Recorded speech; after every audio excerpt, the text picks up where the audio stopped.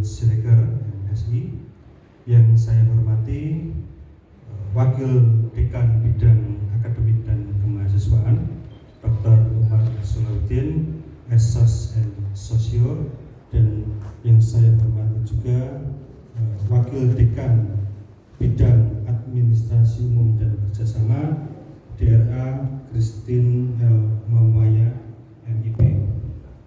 Tidak lupa saya juga mengucapkan terima kasih kepada tamu undangan yang sudah hadir di dalam acara fokus group discussion evaluasi kurikulum program studi ilmu perpustakaan yang kita selenggarakan pada hari ini, Rabu 10 Juli 2024.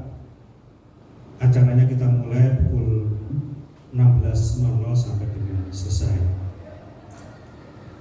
Adapun rundown kegiatan yang akan kita lakukan, yang pertama kita mulai dengan sesi registrasi dulu yang tadi sudah kita laksanakan. Lalu kemudian ada sesi pembuka pukul 16 sampai 16.15. Lalu kemudian ada sambutan dari Pak Dekan Visip. Lalu kemudian pada pukul 16.30 sampai pukul 17.00 nanti ada pemaparan draft kurikulum yang akan disampaikan oleh Prodi Ilmu Perpustakaan. Lalu kemudian pada pukul 18.00 sampai 18.30 kita akan isoma. Lalu dilanjut lagi pada pukul 18.30 sampai 19.00 rangkuman hasil evaluasi. Nah, karena narasumber inti kita belum hadir, sehingga mungkin akan kita mulai dengan sambutan dari Pak Dekan Visip. Waktu dan tempat saya persilakan. Terima kasih.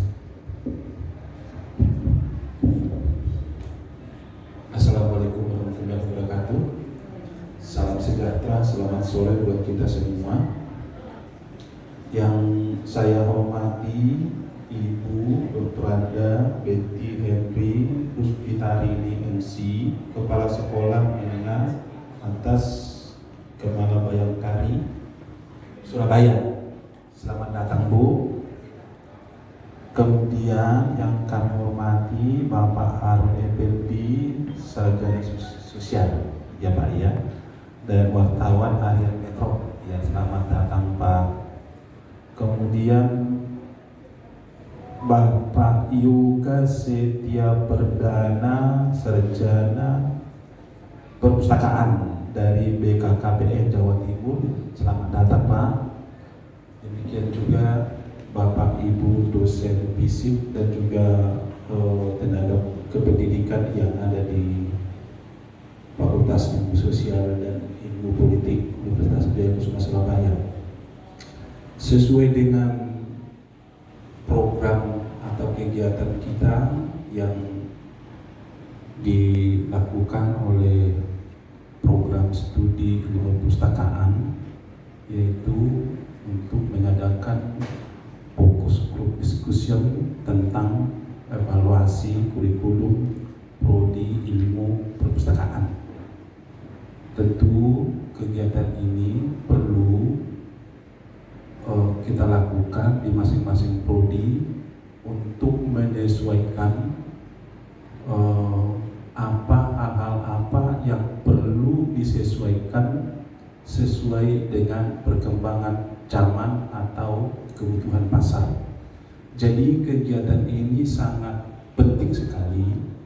Untuk itu kami harapkan kepada Bapak Ibu nanti mohon memberikan masukan-masukan yang sangat berharga sehingga program studi ilmu perpustakaan ini semakin baik dalam perkuliahan mata kuliahnya, susulan perkuliahannya, dan juga hal yang lainnya nanti demi kemajuan program studi khususnya ilmu perpustakaan divisi BKS.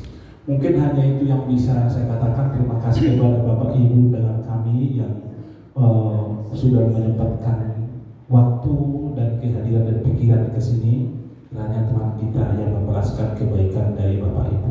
Mungkin itu yang bisa kami sampaikan. Wassalamualaikum warahmatullahi wabarakatuh. Waalaikumsalam.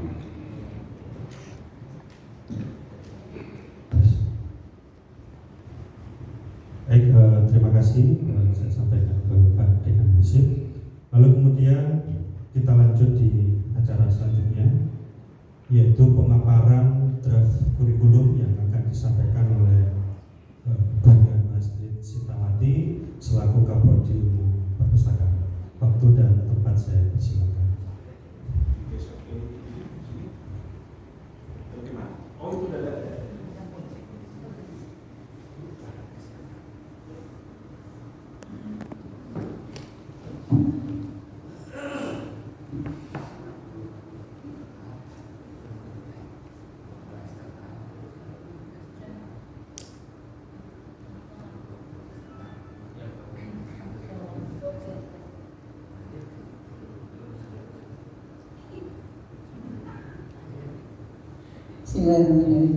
Assalamualaikum warahmatullahi wabarakatuh. Selamat sore. Alhamdulillah di sore yang cerah kita dipertemukan dalam situasi yang sangat penuh semangat kalau untuk saya. Kemudian sehat semua, alhamdulillah.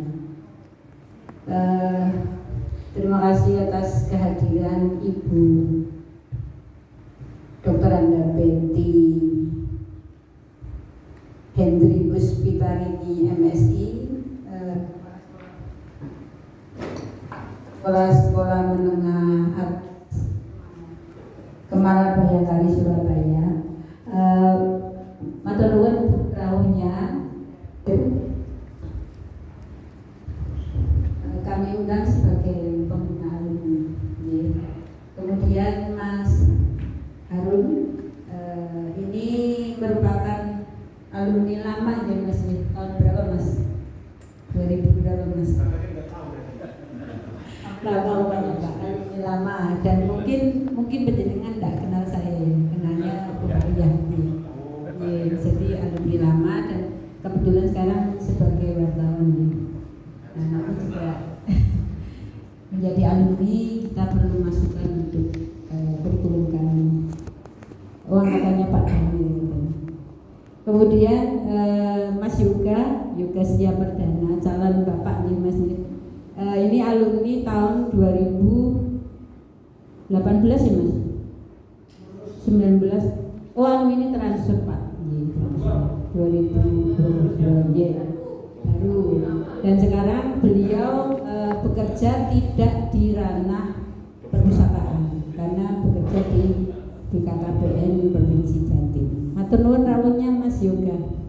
Kemudian Pak Dekan matur nuwun, Bapak Ibu Kepala Program Studi di lingkungan Visip Universitas Wijaya Kusuma Surabaya. Matur nuwun rawuhnya, Pak Sair, kemudian Bu Faria, Bu Wadek saya lupa, Bu Christine matur nuwun, Pak Umar, Pak Wadek matur nuwun rawuhnya. Baik, sambil menunggu narasumber inti yang memang sedianya kami undang sebagai narasumber inti untuk mengevaluasi kurikulum program studi perpustakaan yang sebenarnya di tahun 2020 sudah direkonstruksi dengan adanya KPT MBKM yang diselenggarakan untuk seluruh prodi non kesehatan di lingkungan Universitas Wijaya Kusuma Surabaya. Kemudian di tahun 2022 kami juga sempat mengadakan rekonstruksi dengan mengundang narasumber yaitu dari Universitas Gadjah Mada, Profesor Ida. Masukan kami tampung semua. Kemudian di sini saya mencoba untuk menambahkan. Kemudian beliau ada mata kuliah yang namanya itu kok jadul gitu ya, tidak mengikuti perkembangan zaman. Nah, itu yang kami gunakan. Baik, langsung saya paparkan untuk pemaparan saya. Kebetulan program studi perpustakaan tahun ini mendapatkan privilege, yaitu hibah akselerasi pengembangan kurikulum dan pembelajaran pendidikan tinggi untuk mendukung kampus Merdeka, dalam hal ini untuk menghasilkan pustakawan yang modern, adaptif, inovatif, dan berdaya saing. Itu proposal kami kemarin. Alhamdulillah lulus di antara 200 sekian proposal di seluruh Indonesia. Nah, dalam salah satu kegiatannya kita diwajibkan untuk mengevaluasi kurikulum, kemudian perangkat pembelajaran, teknik pembelajarannya juga, sehingga nantinya akan berorientasi kepada bagaimana lulusan kita, bagaimana lulusan kami itu bisa survive di dunia kerja, kemudian mempunyai kompetensi tidak hanya di bidang perpustakaan saja, tapi juga di bidang lain perpustakaan. Itu yang dimaksudkan di pembelajaran berbasis kampus Merdeka Belajar Kampus Merdeka, mohon maaf, untuk mendukung kampus Merdeka. Kemudian ini hibah dengan nomor SK 3527-E2-DT.00.00 tertanggal 23 Mei 2024. Kami tidak sendiri, kami juga ada temannya, yaitu dari PGSD FKIP. Kemudian nah ini evaluasi kurikulum kami yang kemarin di tahun 2020 dan tahun 2022 itu memang sudah mempertimbangkan masukan dari pakar, kemudian dari forum Kaprodi yang tergabung di APTIPI, Asosiasi Penyelenggara Pendidikan Tinggi Ilmu Perpustakaan dan Informasi, kemudian pengguna lulusan, kemudian alumni juga. Dan diantaranya menghasilkan mata kuliah umum terdiri dari 5 mata kuliah universitas ya. Kemudian penambahan 1 mata kuliah karena sekarang ini harus diberlakukan di prodi di seluruh lingkungan Universitas Wijayakusuma Surabaya, yaitu Kewijayakusumaan sesuai SK Rektor WKS nomor 36 tahun 2023. Kemudian yang ketiga, kami menggeser memang dari KPTM BKM 2021, kami memang menggeser mata kuliah umum fakultas ke semester 5 dan tidak mengharuskan mahasiswa mengambil mata kuliah umum di fakultas, seperti contohnya pengantar sosiologi, pengantar ilmu politik, kemudian antropologi memang kami geser ke semester 5 dan itu di MBKM kan, artinya boleh diambil boleh tidak. Kemudian mata kuliah inti prodi ya, inti prodi yang kami geser ke semester ke depan, jadi dari semester 1 sampai semester 4 memang kami siasati untuk memberikan pembekalan kepada mahasiswa kami, sehingga ketika mereka berada di semester 5 mereka sudah punya bekal cukup untuk mengikuti pembelajaran di luar kampus. Jadi yang menjadi hak mahasiswa sebanyak 60 SKS di luar program studi. Ini di semester 5, 6, dan 7.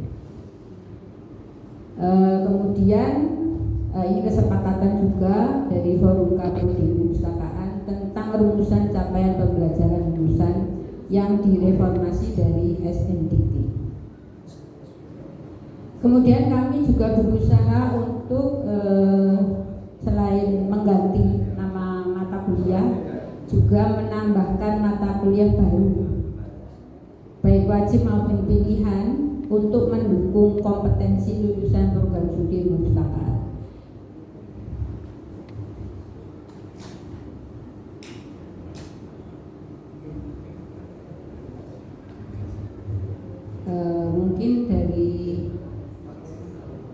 Dari evaluasi kurikulum yang saya paparkan, ada masukan atau kritik dari Bapak Ibu? Dipersilakan sebelum ke slide berikutnya.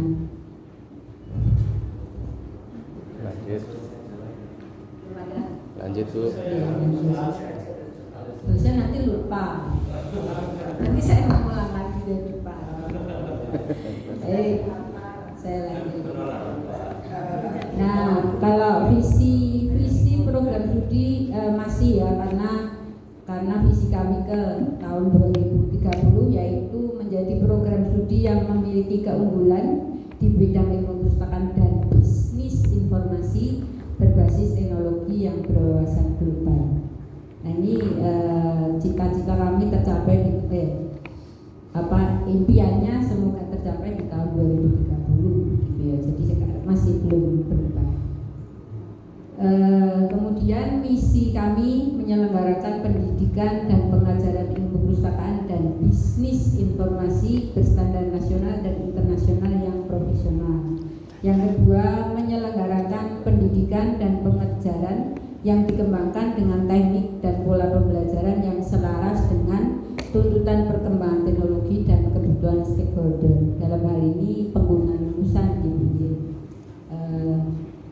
Kemudian yang ketiga, menyelenggarakan penelitian yang mampu mengembangkan ilmu perpustakaan dan informasi, teknologi dan seni sesuai tuntutan perubahan zaman. Kemudian keempat, menyelenggarakan pengabdian kepada masyarakat yang bermanfaat untuk penyelesaian problema perpustakaan dan teknologi informasi perpustakaan di masyarakat.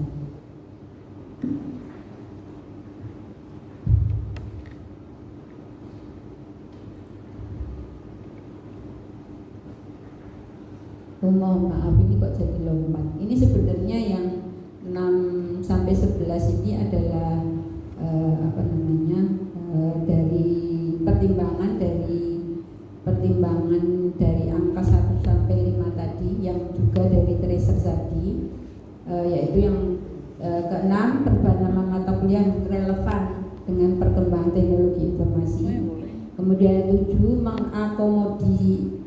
mengakomodasi era industri 4.0 walaupun sekarang mungkin sudah bergerak ke 5.0 dengan menambahkan mata kuliah berbasis teknologi informasi.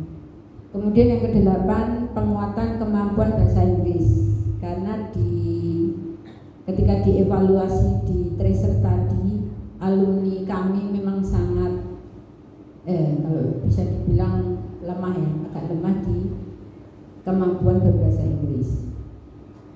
Kemudian yang ke-9 memperkuat kompetensi di bidang teknologi informasi dan bisnis informasi. Yang ke-10 menambah bekal kemampuan lulusan menjadi entrepreneur di bidang bisnis informasi. Ini kan nantinya akan merujuk ke profil lulusan kami. Kemudian yang ke-11 menambah bekal soft skill, kreativitas, critical thinking, integritas, teamwork, lifelong learning, dan leadership. Baik, tujuan program studi salah satunya ini sudah saya akomodir juga untuk menjawab proposal akselerasi hibah kami, yaitu di nomor 2 menghasilkan lulusan pustakawan modern yang adaptif, inovatif, dan berdaya saing. Nomor 1-nya menghasilkan lulusan bidang ilmu perpustakaan dan bisnis informasi berstandar nasional dan internasional yang profesional. Yang ketiga, menghasilkan lulusan yang memiliki kemampuan melakukan penelitian yang aplikatif dan mampu mengembangkan ilmu perpustakaan dan informasi, teknologi, dan seni sesuai tuntutan perubahan zaman. Yang keempat, menghasilkan lulusan yang memiliki profesionalitas yang bermanfaat untuk menyelesaikan problema perpustakaan dan teknologi informasi perpustakaan di masyarakat. Beranjak ke body knowledge-nya program studi, mungkin nanti ada beberapa masukan juga dari dosen ya, dosen. Yaitu satu di pengelolaan perpustakaan, dokumentasi, kearsipan dan informasi. Kemudian kedua di manajerial, di bidang manajerial. Yang ketiga edukasi, komunikasi dan sosial. Keempat teknologi informasi di bidang perpustakaan. Kelima bisnis dan jasa informasi. Keenam pengembangan profesi dan kepribadian. Dan ketujuh riset dan pengabdian kepada masyarakat.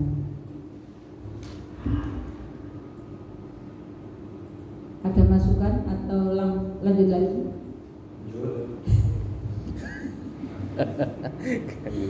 Kemudian persyaratan lulus untuk mahasiswa program studi perpustakaan harus menempuh minimal 144 SKS sehingga bisa dinyatakan lulus. Kemudian IPK minimal 3,00. Mas Harun dulu berapa Mas? Masih ingat Mas? Beda.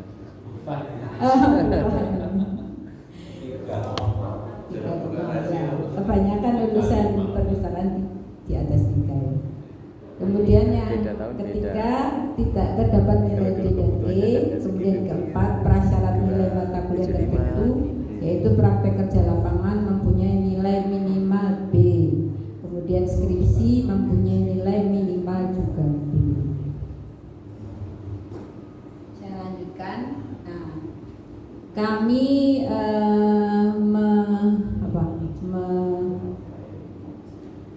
kalau kemarin di kurikulum kami itu ada 7 profil ya. Nah ini saya coba untuk menyempitkan walaupun tidak bukan sempit secara secara capaian ya, tapi hanya menggabungkannya kira-kira bisa dijadikan satu. Nah, profil lulusan pertama yaitu pengelola dan pengembang perpustakaan, pusat dokumentasi, kearsipan dan dokumentasi. Ini dijabarkan sebagai seorang pengelola perpustakaan pusat dokumentasi, kearsipan dan informasi yang mampu mengelola perpustakaan dan pusat informasi lainnya sebagai sumber informasi yang memanfaatkan teknologi informasi dan komunikasi berdasarkan kebutuhan informasi pengguna. Jadi kita tidak akan abai terhadap kebutuhan pengguna. Kita akan selalu mengedepankan kebutuhan pengguna yang sekarang itu seperti apa sih. Nah ini yang akan dijawab oleh profil lulusan yang pertama. Kemudian profil lulusan yang kedua yaitu pengkaji informasi, dijabarkan sebagai pemerhati bidang informasi, kemudian peneliti bidang kajian informasi dari perspektif perpustakaan dan ilmu informasi. Yang ketiga, manajer informasi yang dideskripsikan sebagai pengelola sumber daya organisasi, perencana dan pengambil keputusan, serta pembuat keputusan strategis untuk tercapainya tujuan organisasi di bidang perpustakaan dan informasi. Yang keempat, nah ini yang mungkin saya perbarui. Jadi kalau yang kemarin itu bidang kemarin ini saya ganti menjadi entrepreneur informasi yang dideskripsikan sebagai seorang yang bergerak di bidang kewirausahaan informasi, pendiri bisnis informasi mandiri. Jadi kalau yang ini diharapkan lulusan itu tidak hanya bekerja untuk orang lain, tapi bisa menciptakan lapangan kerja sendiri, kemudian bisa menyajikan bisnis jasa informasi yang dewasa ini memang dibutuhkan oleh pengguna yang notabene agak-agak awam dengan bagaimana mencari informasi yang tepat, sesuai dan efisiensi waktu. Itu dari profil lulusan yang keempat.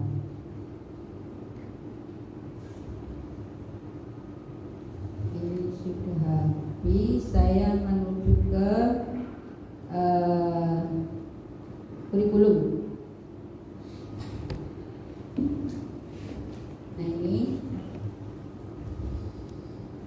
Kelihatan nggih Bapak Ibu?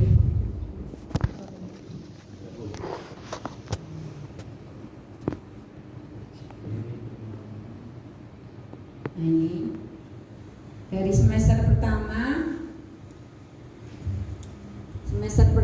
kami menempatkan mata kuliah wajib Universitas. Itu ada Pancasila, wawasan lingkungan, bahasa Indonesia, kemudian mata kuliah wajib fakultas yaitu bahasa Inggris, kemudian dasar-dasar logika, dan mata kuliah wajib dari prodi ilmu perpustakaan sendiri, yaitu pengantar ilmu perpustakaan, kearsipan dan dokumentasi, kemudian referensi digital. Nah, referensi digital ini yang kemarin namanya atau judul mata kuliahnya hanya referensi. Tapi seiring dengan perkembangan teknologi informasi, rujukan itu tidak hanya ditemukan di, atau bahkan sekarang rujukan itu tidak lagi tercetak, tetapi sudah ke arah digital, sehingga kami memperbarui nama mata kuliah ini menjadi referensi digital. Kemudian yang selanjutnya masih sama, yaitu bekal yang harus dipunyai oleh mahasiswa ilmu perpustakaan, yaitu manajemen perpustakaan dan informasi. Nah, di semester 1 ini biasanya diambil semua, jadi sistem paket gitu. Semua mahasiswa yang duduk di semester 1, ya ini semua yang diambil di semester 1. Jadi lebih mudah sebenarnya untuk menyiapkan mahasiswa baru. Kemudian di semester kedua itu masih ada mata kuliah wajib Universitas, yaitu pendidikan kewarganegaraan, agama, dan mata kuliah wajib fakultas, yaitu asas-asas manajemen, metode penulisan ilmiah. Baru beranjak ke mata kuliah wajib prodi yang memang harus dikuasai oleh mahasiswa ilmu perpustakaan, yaitu teori katalogisasi. Nah, ini benar-benar seorang mahasiswa perpustakaan harus paham bagaimana itu mengkatalog buku, bagaimana mengkatalog bahan pustaka. Jadi jangan sampai lulusan perpustakaan ketika nyemplung ke atau PKL di perpustakaan atau pusat dokumentasi, dia kebingungan ketika harus mengkatalog. Kemudian sumber dan jasa informasi ini gabungan dari beberapa mata kuliah, yaitu jasa informasi dan sumber informasi. Kita gabung karena kontennya saling ada di dua mata kuliah ini ada, sehingga kami gabung menjadi satu, yaitu sumber dan jasa informasi. Kemudian berikutnya ada aplikasi pengolahan data. Ini juga sudah direvisi namanya. Tadinya adalah komputer dan pengolahan data. Apa terkesan namanya itu agak gimana gitu ya Pak Bung? Komputer dan pengolahan data, sehingga kami merubah namanya menjadi aplikasi pengolahan data. Berikutnya ada manajemen koleksi. Ini juga gabungan dari dua mata kuliah, yaitu manajemen koleksi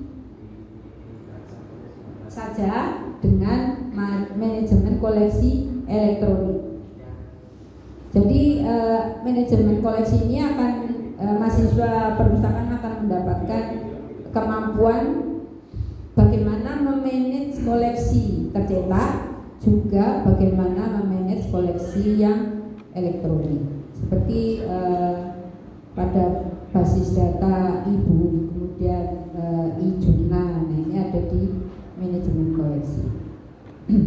Kemudian yang berikutnya yang tidak kalah penting harus dikuasai oleh mahasiswa perpustakaan, yaitu klasifikasi dan tajuk subjek.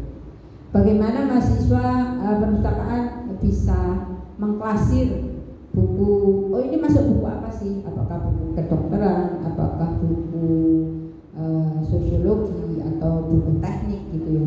Nah ini yang harus dikuasai oleh mahasiswa perpustakaan sehingga ditempatkan di semester 2. Berikutnya di semester 2 ini jumlahnya adalah 24 SKS. Dan ini wajib ya, wajib semua, harus diambil semua. Kemudian di semester 3 masih ada beberapa mata kuliah wajib fakultas, yaitu metode penelitian sosial. Nah ini nanti yang akan kita bahas karena kemarin ada apa Bu Ice, perang urat syarat ya Bu, MPS. Ya ini yang harus dibahas lagi ya Bu, MPS ya. MPS kemarin kan kalau di perpustakaan itu kan ada praktikum, sementara di prodi lain tidak ada, gitu ya. Ya, nah itu yang mungkin harus disepakati bersama. Ya, betul. Ya. Kemudian SPO 314 pengantar statistik sosial. Kemudian sudah 2 mata kuliah wajib fakultas, hanya itu. Lainnya adalah mata kuliah masih wajib dari prodi. Ada beberapa mata kuliah juga yang harus ditempuh dengan syarat mahasiswa tersebut harus sudah lulus mengambil mata kuliah di semester sebelumnya, seperti sarana bibliografi. Mahasiswa tersebut harus sudah lulus mata kuliah referensi sebelum bisa mengambil sarana bibliografi. Kemudian ada praktikum katalogisasi. Jelas mahasiswa tersebut sudah harus lulus di teori katalogisasi. Itu ya Bu Maria ya. Kemudian mata kuliah prasyarat. Ya, kuliah prasyarat. Kemudian ada ini yang kita kembangkan atau kita ganti namanya dari kewirausahaan dan bisnis informasi menjadi entrepreneurship. Kemudian berikutnya otomasi perpustakaan, representasi bahan buku, etika profesi, observasi jasa perpustakaan. Mas Yoga masih ingat observasi Mas? Mata kuliah apa Mas? Apa? Mata kuliah apa Mas? Bukan jalan-jalan ya? Oh iya, tapi saya nggak jadi tuh COVID. Oh iya, pas COVID ya? Iya, pas COVID. Baik, berikutnya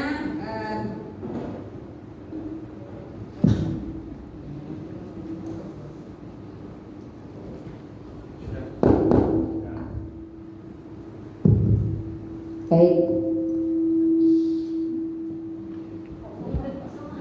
Volumenya kecil nih. Tes. Baik, saya lanjutkan sambil menunggu narasumber.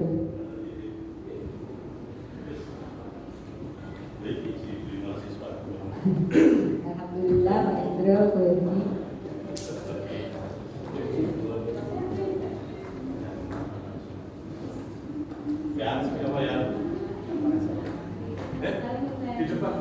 Monggo Pak di depan.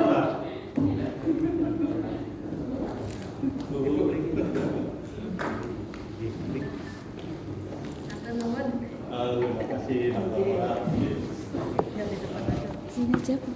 Matur nuwun Bu Erni. Sama-sama.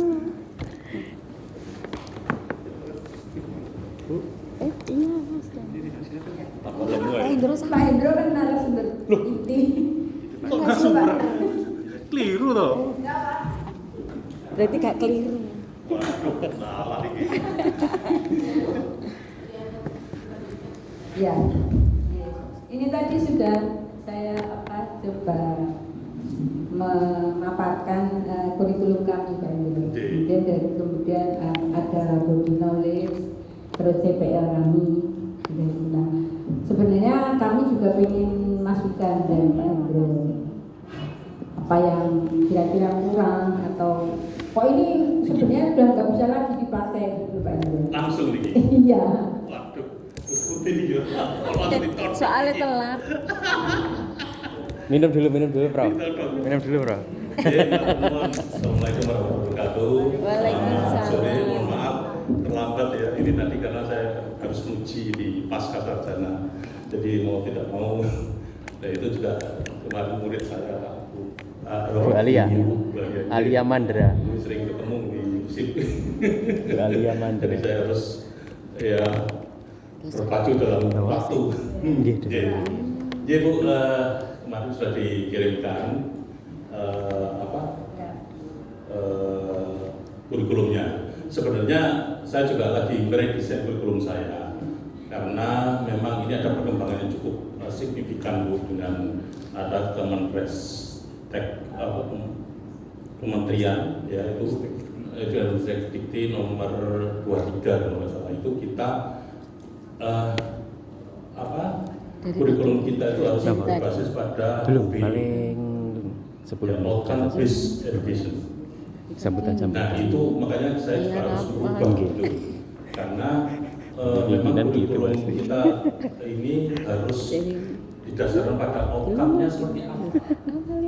Ya, jadi outcome-nya Nggih, itu betul, Pak Nyarep. bisa berupa nanti profil lulusan. Profil lulusan itu apa aja sih? Nah itu diambil dari tracer study. Ya, dari tracer study yang sudah ada, lulusan ibu itu nanti bekerja di apa aja. Ya, mungkin pustakawan atau researcher atau apa dan sebagainya. Nah itu diambil yang kemudian nanti diturunkan dengan CPL. Nah CPL itu juga didasarkan kepada 4 ya, sikap, kemudian pengetahuan khusus, pengetahuan umum, dan kemudian keterampilan khusus dan keterampilan umum dan sebagainya. Itu ada di situ. Dan itu satu CPL itu harus mencakup semua yang ada di situ, sikap, terus kemudian keterampilan dan sebagainya. Paling tidak satu. Ya paling tidak satu di situ. Nah kalau sudah dicantumkan situ, baru nanti dirumuskan CPL-nya. Apakah ini CPL ini kritikal atau tidak dan sebagainya. Itu kita juga sedang mempelajari, sedang berubah ke sana. Ya, jadi redesign kita ke kurikulum kita juga kita ubah ke sana, menuju ke sana. Jadi MBKM akan tercakup tetap, MBKM sudah tercakup di situ, tapi kita didasarkan pada OBE, Outcome Based. Ya, bagaimana capaian kita itu? Capaiannya nanti. Nah, CPL itu nanti profil lulusan itu bisa bisa ditempuh atau bisa dicapai dengan beberapa CPL, termasuk CPL 1, CPL 2, CPL 3 dan sebagainya. Nah dari CPL 1 itu mata kuliah apa aja yang akan menghasilkan CPL tersebut. Nah dari situ itu nanti langsung keluar sertifikat kompetensi. Jadi mahasiswa itu nanti bisa langsung mendapatkan sertifikat kompetensi didasarkan pada CPL yang sudah dicapai. Itu. Jadi CPL 1 dia sudah mencapai mata kuliah apa aja. Ya, ini semuanya mungkin ada 10 gitu. Nah, nanti terus kemudian di situ muncul sertifikat kompetensi bahwa mahasiswa ini sudah mendapatkan kompetensi bidang X, bidang A, B, C dan sebagainya. Nah itu yang memang agak sulit. Ya kita memang ini saya juga lagi merevisi kurikulum saya. Kurikulum saya bisa di-download di websitenya IIP. Ya Bu, di situ ada kurikulum, terus di situ bisa di-download. Itu yang lama yang 2021 yang sudah berbasis kepada MBKM. Ya, karena MBKM kita memang mengadopsi dari beberapa universitas yang lain. Jadi modelnya kalau MBKM kita itu bahwa ada yang gelondongan, ada juga yang harus diverifikasi.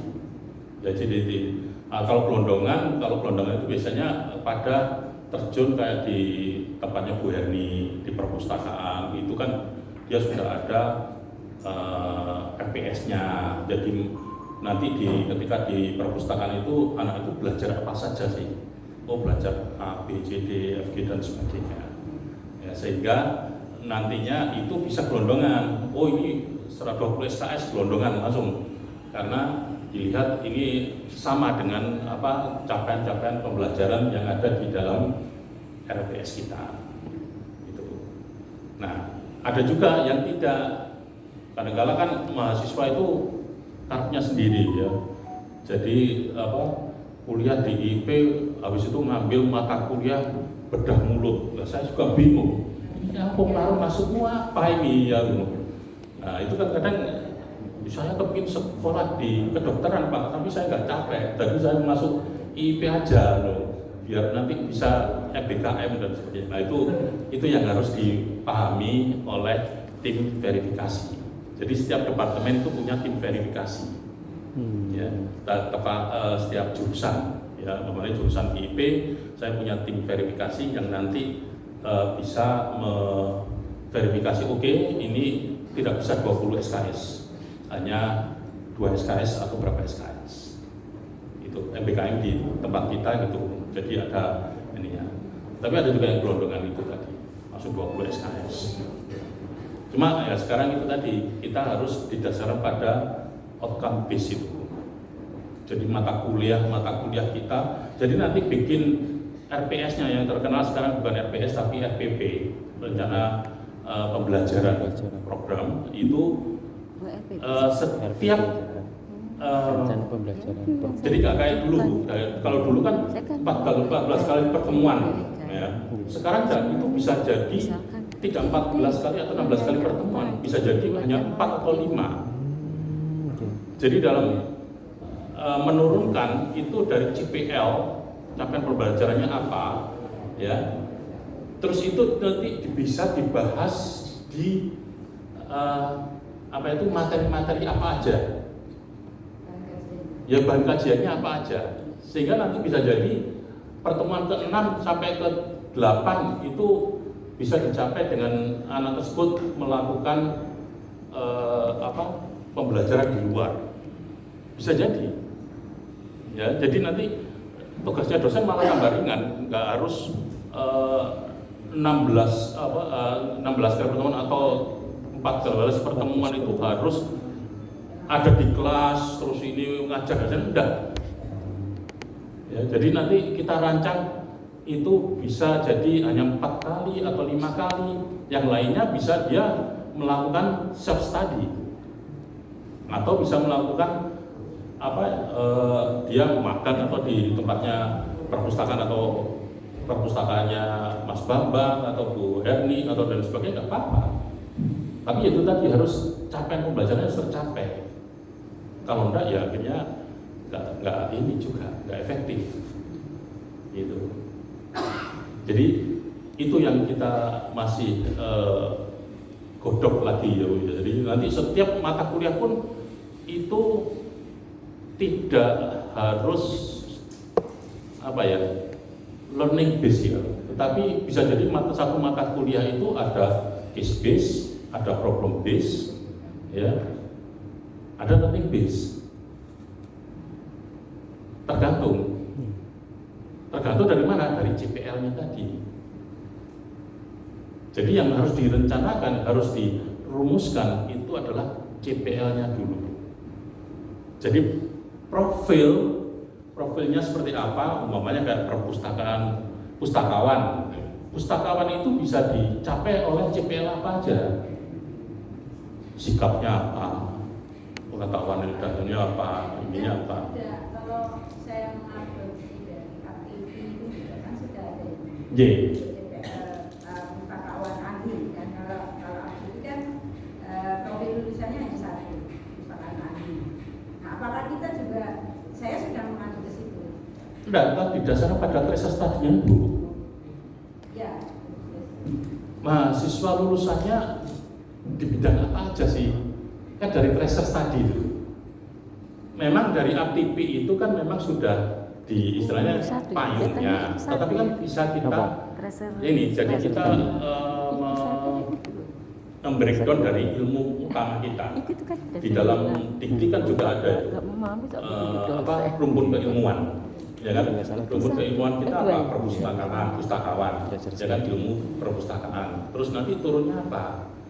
Terus nanti cabangnya apa? Nah, cabangnya ini yang banyak, Bu.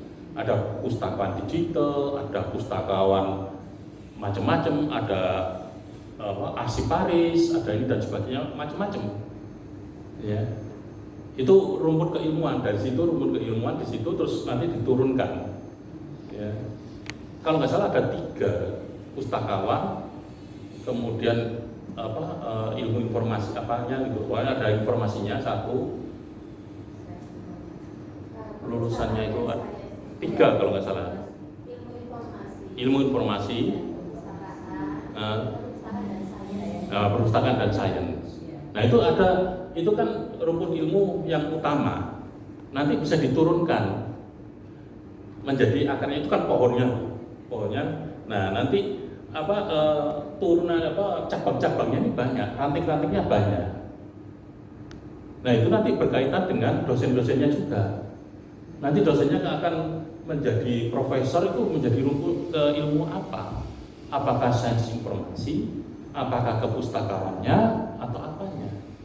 Jadi turunkan nanti banyak turunannya.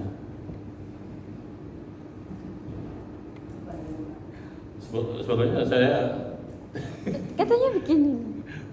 punyanya Pak Nasir, gak enak nanti Gak kalau apa-apa. diambil. Gak apa-apa ya Bu, iya. Sebentar, saya anukan ke WA saya, jadi saya kirim ke Bu ini. Bu Astrid. Itu ada nanti rumput-rumputnya, terus ininya jadi problem bis. Kebetulan kemarin yang dijadikan contoh adalah prodi saya, jadi enak saya lihat, enak ini langsung.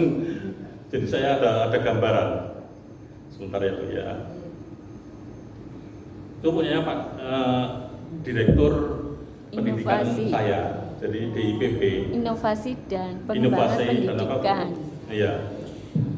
Pengembangan pendidikan. Direktorat Inovasi dan Pengembangan Pendidikan. Alumni Narsman itu. Alumni semua perpustakaan. Saya juga lagi belajar itu. Ya, Yang bukan itu. Iya. ini bukan iya. Ya, Karena memang ininya beda banget gitu loh. Saya kaget loh. Iya, Beda ya. Orang ini di sebelah itu perpustakaan angkatan pertama kedua itu. yang pakai Monggo, silakan. Karena itu memang ada di aturan Kemenristek. bisa delok aku lah. Bisa. Dikejar deadline itu Agustus minggu ke-3 itu kita sudah ada monitoring eksternal. Ya kalau Ibu punya sumber daya yang mendukung, saya yakin bisa sebulan itu. Tapi kalau tidak ada, lah itu repotnya. Mohon maaf ini Pak Narso ini punya Pak Narso, gak enak saya juga. Siapa tadi? Ya Astrid, Bu Yanu Astrid. Monggo Bu, dibuka.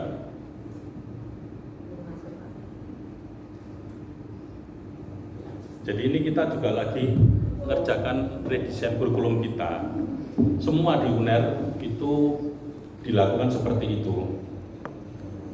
Jadi untuk mendukung ya. Ini salah kan Pak? Enggak, sudah. Iya. Udah masuk itu.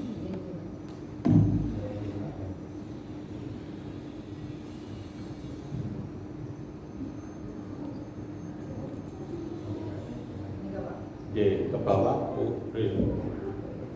ya regulasi nah ini kan regulasinya Sini, ya. Bu. Pak Madinah. Madinah sih. Terus Bali. Bali. Ini kepala perpus rumah. nah juga jangan lupa Bu bahwa di kita untuk level S1 itu KKNI-nya di level 6, yaitu yang harus kita pahami. Kalau tidak nanti repot kita, karena nanti kata-katanya pun itu tidak lebih dari di level situ. Ya, dan sampai kita melebihi di S2 nanti bisa merancang ini dan sebagainya, enggak ya. Itu nanti harus memang kita sandingkan dengan taksonomi Bloom. Ya, jadi nanti kita kata-kata kita tidak sembarangan juga, nggak harus memasukkan ini, enggak. Taksonomi Bloom harus kita pakai terus nanti pada level berapa, monggo.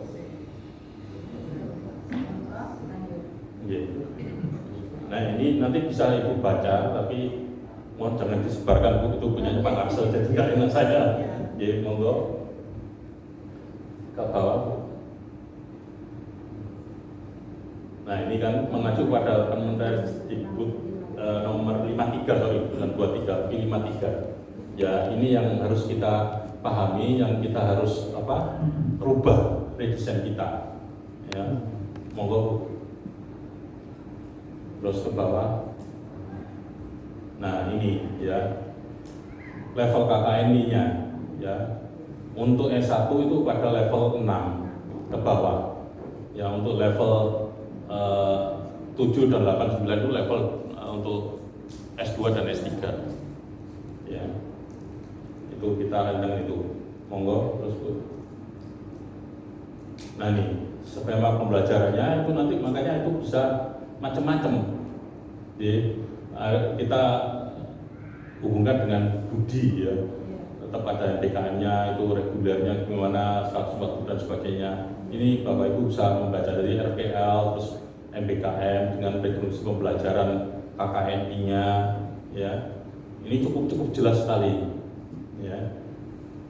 Terus ke bawah tuh. Jadi 144 SKS itu bisa ditempuh dengan itu RPL atau RPK-nya itu rekonstruksi pembelajaran dan sebagainya. Monggo. Ya, ini ke bawah. Nah ini aturan-aturannya, ya. Monggo ke bawah esensi. Nanti bisa dibaca Bapak Ibu, ya. Di situ sudah ada aturan-aturannya, standar perguruan tinggi, unggul dan terakreditasi. Monggo ke bawah. Ya.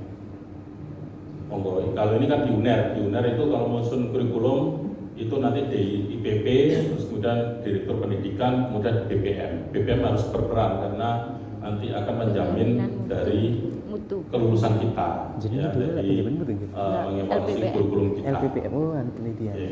Nggak tahu kalau di WK bagaimana. Tapi Saya kurang tahu. paham aku. Iya. Hampir mirip.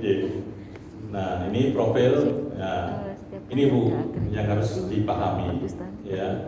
Jadi profil lulusan itu akan dicapai oleh CPL, dan kemudian CPL itu diinikan dengan CPMK. Kemudian ada sub CPMK-nya, ya. Jadi standar kompetensi lulusan itu ya harus itu. Kalau di luar negeri ada PLO, CLO, ALO dan sebagainya, ya. Profil lulusan itu dan sebagainya, dan lead assessment, benchmarking, standar internasional KKN dan sebagainya. Ya. Nah ini yang harus kita pahami. Ya. Kalau enggak nanti kita membuat redesign kurikulum itu juga bingung. Ini apa? Ini bagaimana? Nah, monggo. Nah ini, ya. Jadi profil, ya kan? Ini pasal-pasalnya, terus monggo ada langsung contohnya ke bawah kalau nggak salah. Ya, nanti ini kita bahas berikutnya, terus ke bawah langsung di ini kan cara-caranya. Nah ini guys, belum ke bawah lagi,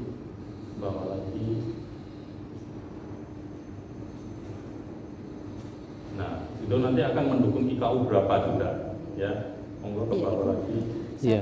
Ada satu nggih. Contohnya.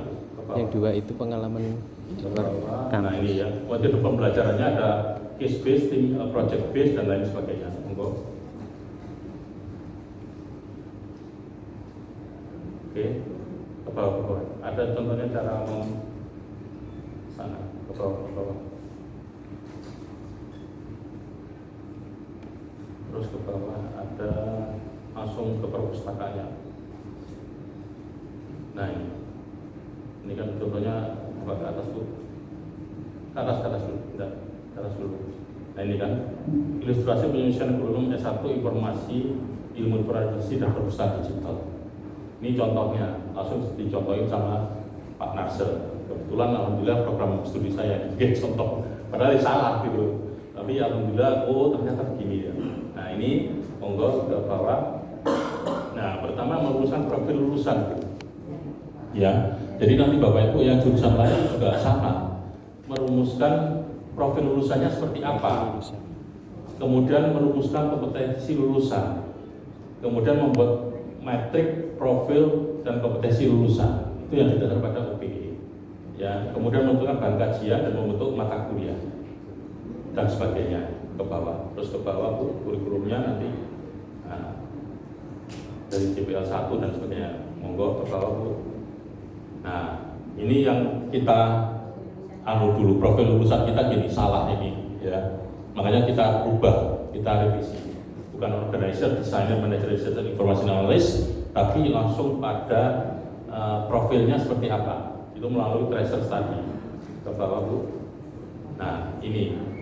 Jadi harusnya profil lulusan kita itu adalah pustakawan, spesialis manajemen informasi, arsiparis, pustakawan digital, manajer perpustakaan, spesialis metadata, pustakawan sekolah dan sebagainya. Nah, itu yang harus ditetapkan terlebih dahulu. Ya, Bapak Ibu ya. Mungkin di fisik di sini kurang tahu saya. Jadi harusnya seperti ini. Jadi pustaka kalau mungkin nanti di jurusan komunikasi berarti apa? Lulusan komunikasinya. Kalau jurusan fisik di sini ada jurusan berapa Bu? 4. Yang S1-nya? Politik. Nah itu nanti dilihat anunya tracer study-nya. Jadi lulusan Bapak Ibu ini kebanyakan bekerja di bidang apa? Kalau politik mungkin jadi dewan, enggak apa-apa. Dewan. Kami itu di BKKBN. Nah, monggo BKKBN Jawa Timur. Ya. Bisa jadi wartawan atau disebutkan langsung profilnya apa? Apakah wartawan? Ya wartawan, sebutkan wartawan. Ya, wartawan, konsultasi informasi, monggo, silakan. Jadi profilnya harus ditetapkan terlebih dahulu. Bisa. Profil lulusan bisa banyak. Atau kalau mau Bapak Ibu nggak terlalu banyak, bisa dikelompokkan. Ya, umpamanya pustakawan, ya kan pustakawan apa, ya kan. Kalau nggak mau banyak loh di situ ya, ada pustakawan digital, ada pustakawan sekolah dan sebagainya. Sebenarnya profil lulusan kita adalah pustakawan, expert, ahli, ya pustakawan ahli atau pustakawan apa dan sebagainya. Monggo. Dan juga apakah ada entrepreneur? Apakah lulusan kita ada yang jadi entrepreneur? Ada masukkan. Jadi entrepreneur apa? Itu bagus nanti itu. Entrepreneur. Ya, ini di sana pada tracer study. Entrepreneur Iqra semesta. Ya.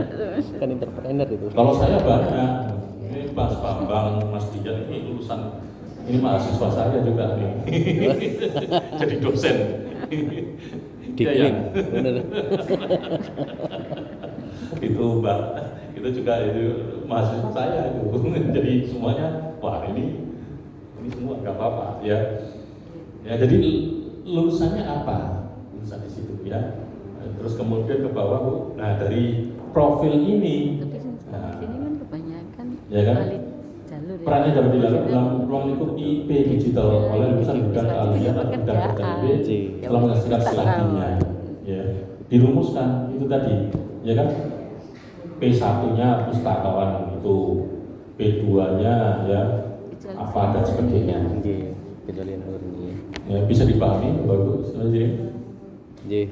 Ya, saya teruskan lagi. Nah, terus kemudian merumuskan kompetensi lulusannya apa, capaian pembelajaran lulusannya apa, ya.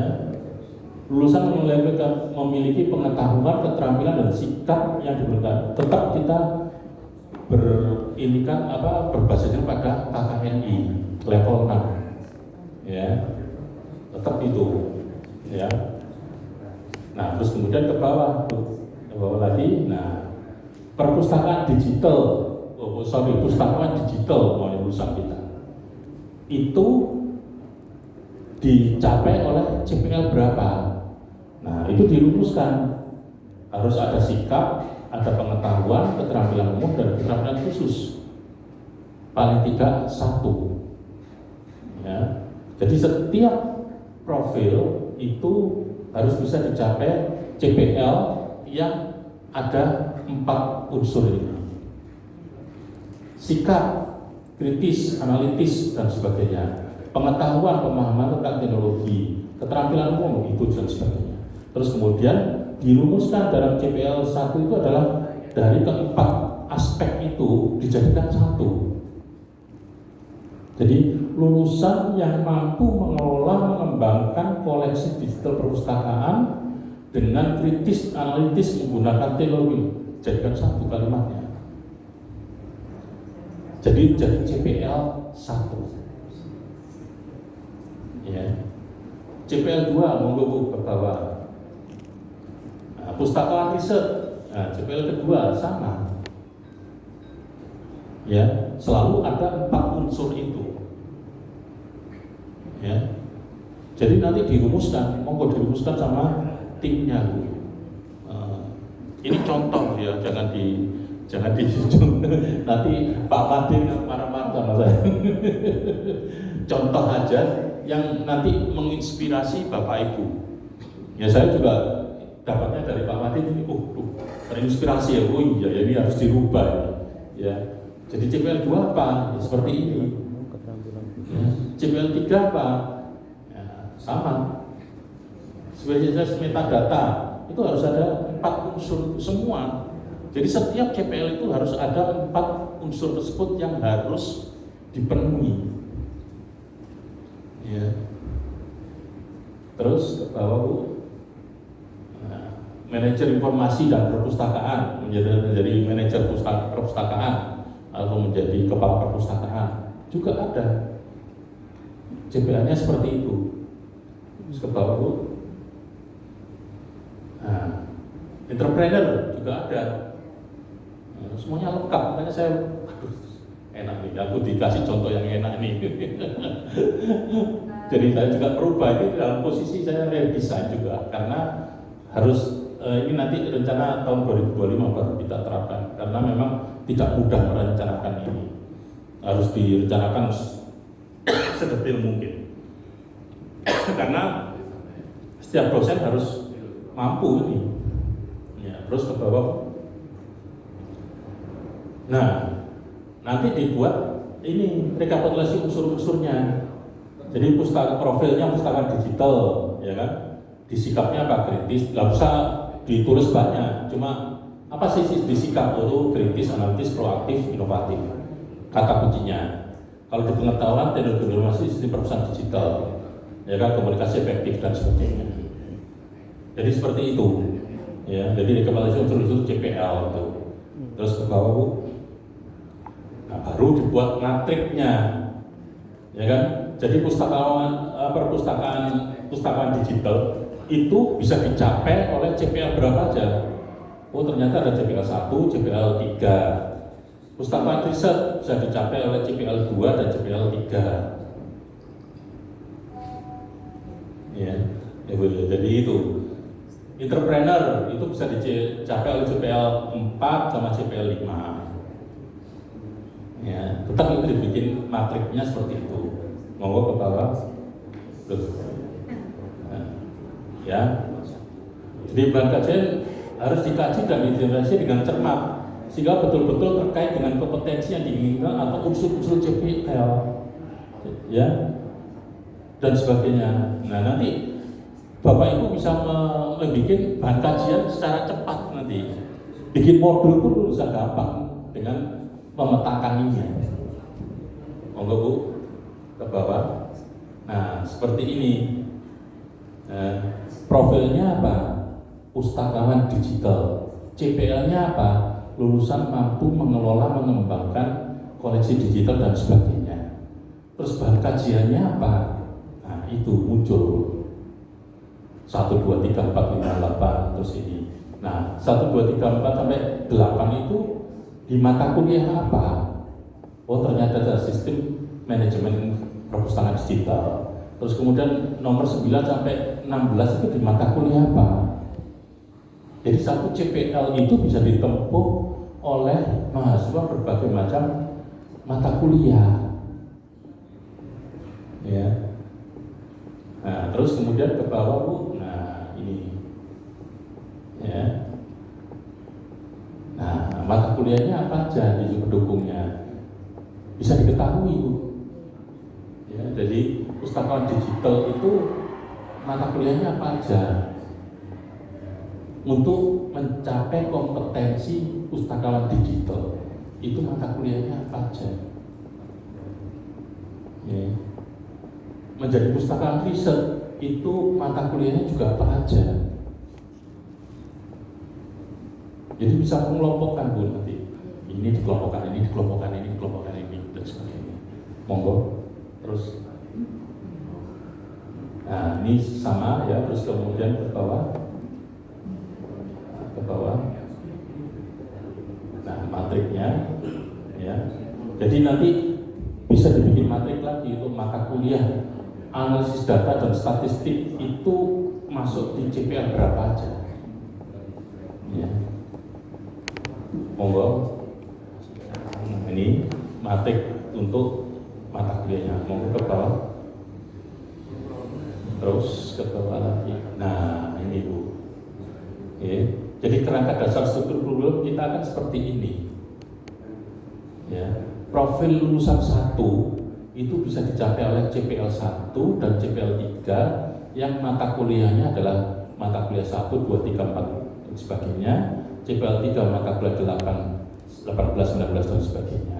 Sehingga ketika dia selesai di mata kuliah itu semuanya, maka muncul sertifikat kompetensi. Gitu Bapak Ibu ya. Jadi mahasiswa tersebut sudah langsung akan mendapatkan sertifikat kompetensi. Dan ini yang mengeluarkan universitas, jelas BPM dan sebagainya, karena sudah dibikin seperti ini. Ya. Nah, untuk CPL kedua juga seperti itu. Ya. Dan seterusnya. Nanti bisa diukur ya. Dari profil lulusan itu kita diukurnya lewat tracer study tadi. Jadi lulusan kita mau kerja di perpustakaan, dia mempunyai kompetensi apa? Oh, ada kompetensi pustakawan tadi. Terus digital punya kompetensi ini, mempunyai kompetensi ini. Ya, dari 144 SKS itu mereka bisa mendapatkan kompetensi apa saja. Itu sudah jelas. Jadi mahasiswa pun akhirnya teratur untuk mengambil mata kuliah apa ya yang harus saya selesaikan. Promosi. Mahasiswa Ya. banyak di sini. Iya. Gitu. Monggo. Tapi masalahnya itu tadi sebagian Nah, besar seperti itu. ahli jalur dari diploma yang lainnya gitu loh. Iya. Oh, masih ada lagi. Ya, ketawa. Nah, menyusun kurikulum yang sekarang kita namakan RPP, bukan RPS, tapi RPP ya. Enggak banyak. Rencana pembelajaran Sudah nggak ada sekarang. ini. Di Ya, jadi ada di BK1, BK2 dan sebagainya. Ada ukurannya jadinya.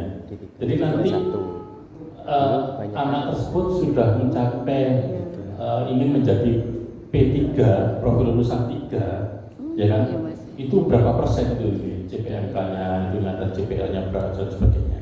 Ada diukur melalui itu tadi apakah itu problem base, ya kan, apa project base atau biasa. Ya. Monggo ke bawah. Nah, oh ini nggak usah yang praktek 200 sekalian merah. 5 atau 5. Ya. Oh. Tuh. Jadi, anu aja ke atas Bu, ada contoh RPP-nya kalau nggak salah. Ke daftarnya, daftar LPP-nya. Nah ini, Itu. Ibu berapa sih? Tadi. Terus, nah, ya konversi ini sebentar, konversi BPK. Nah ini juga PKM nanti Bu. Ya konversi BPK ini adalah juga konversi MBKM. Jadi untuk pertukaran pelajar, ya kan, karena kita didasarkan pada OBE tadi, ya kan, mata kuliah apa aja. Nah Ibu bisa merencanakan 20 SKS itu umumnya untuk pertukaran pelajar mata kuliah apa aja. Ibu ya Bapak Ibu yang menentukan. Terus magang ada dua ya, ada magang kalau di kita ada magang wajib yang dilakukan oleh mahasiswa jurusan, ada juga magang merdeka. Ya, nah itu apa aja di sini? Sebutkan. Ya. Kemudian penelitian bisa. Jadi mahasiswa itu maunya ikut penelitiannya dosen-dosen, bisa dimasukkan. Ya. Dia masuk mata kuliah apa aja. Maunya dia ikut penelitian, belajar tentang statistik dan sebagainya. Mata kuliah apa dia masuknya sih? MK1, MK2 dan sebagainya itu disebutkan. Ya, kemudian studi atau proyek independen, umpamanya dosen punya proyek penelitian atau proyek apa dan sebagainya bisa dimasukkan di MBKM. Ya, kemudian membangun desa, KKN ini juga bisa dimasukkan. Ya, pengabdian masyarakat, kegiatan wirausaha, proyek kemanusiaan, bela negara pun bisa dimasukkan ke konversi tadi MBKM-nya. Ya. Modulnya seperti ini. Jadi nanti mata kuliah apa aja, MK1, MK2 dan sebagainya. Panjang Pak, iya panjang. Asal itu tadi kalau di kita dibatasi tidak lebih dari 20 SKS. Jadi lebih kurang sama dengan 20. Ya, 1 semester 20 SKS. Tapi kalau kebijakan di WK, monggo silakan. Mau gimana? Terserah. Kebijakannya mau di 24 SKS ya saya. Tapi di dikti memang 20 SKS. Ya. Terus ke atas Bu. Atas ada tadi apa? Ininya untuk bikin contoh formnya untuk membuat ke atas ini. Makin banyak yang jadi. Nah ini ya. Jadi Bapak Ibu nanti program pembelajarannya apa di sini? Ya ini namanya RPP. Ya,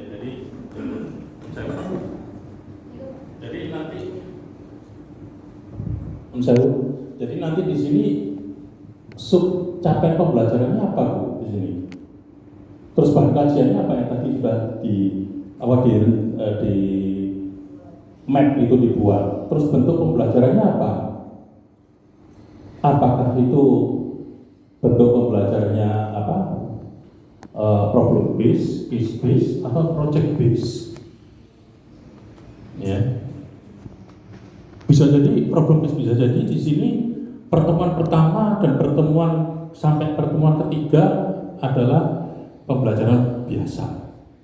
Jadi di sini tidak harus 14. Bisa jadi 5 atau 7 atau 8 atau tergantung ininya, perencanaannya.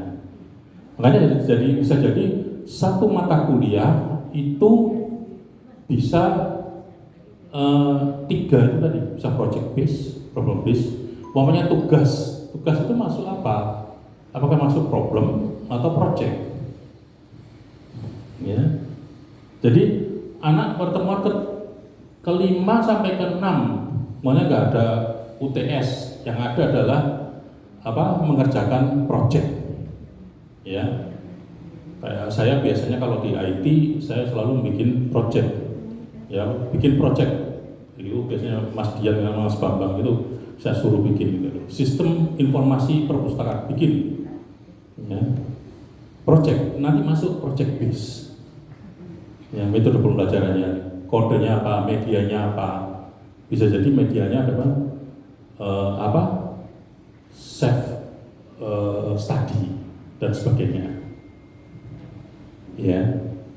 waktunya berapa menit. Ya. Jadi ibu merencanakan kemungkinan proyek itu bisa diselesaikan oleh student itu berapa jam.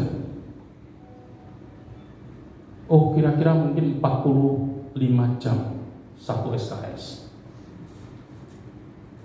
Ya, kalau di kita tadi 45 jam itu satu SKS. Ya.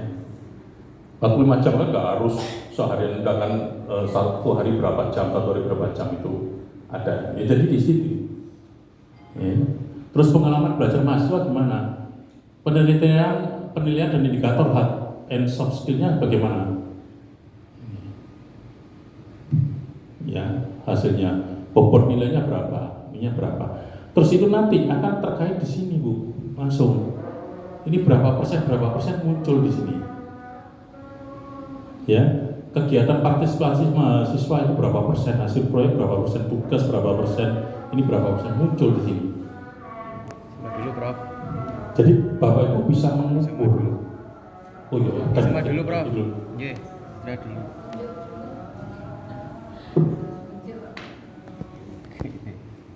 Istirahat dulu.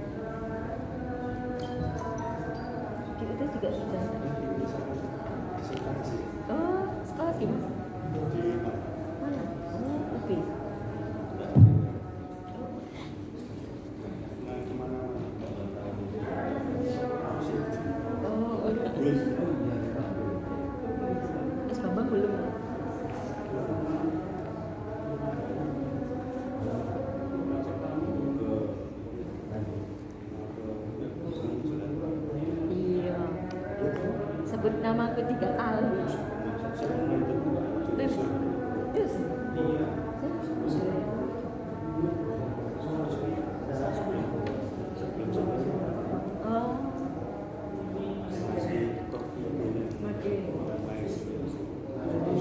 Bilang aja saya jajan.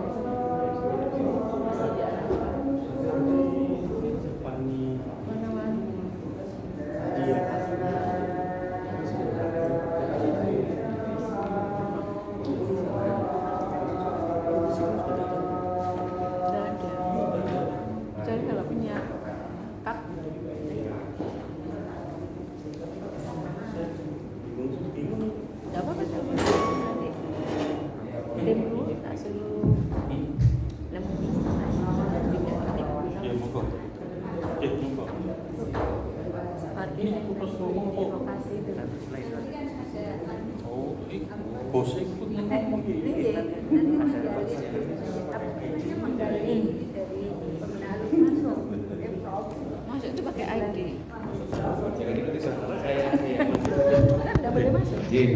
Bapak Ibu hadirin sekalian, mohon maaf, menginformasikan nanti kita mulai jam 18.00. Sekarang isoman, istirahat, sholat dan makan. Bagi yang sholat, nah kalau yang enggak monggo.